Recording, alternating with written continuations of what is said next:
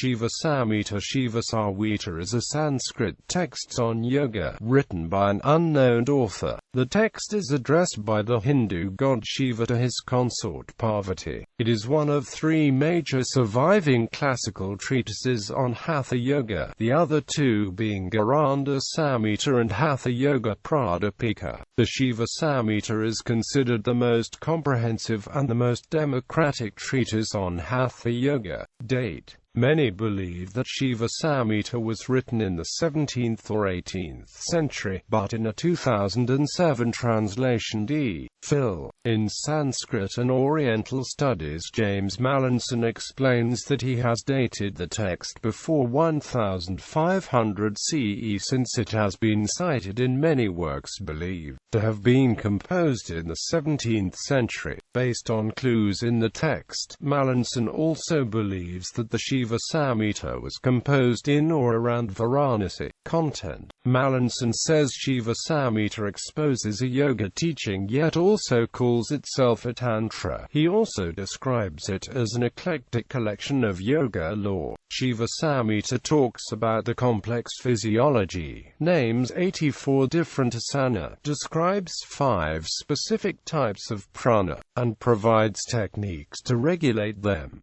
It also deals with abstract yogic philosophy, mudras, tantric practices, and meditation. It emphasizes that even a common householder can practice yoga and benefit from it. The first chapter mentions various methods of liberation and philosophical standpoints.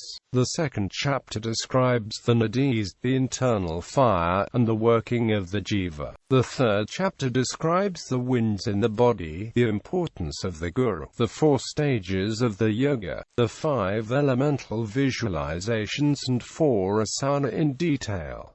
The fourth chapter deals with the 11 mudras that can result in yogic attainments. The fifth chapter is the longest and most diverse. It describes obstacles to the liberation, the 4 types of aspirants, the technique of shadow gazing, the internal sound, the esoteric centers and energies in the body, the 7 lotuses, the King of Kings of Yogas, and a global mantra. Translations: many English translations of Shiva Samhita have been made. The earliest known English translation is by Sri Chandra Vasu in the series known as the Sacred Books of the Hindus.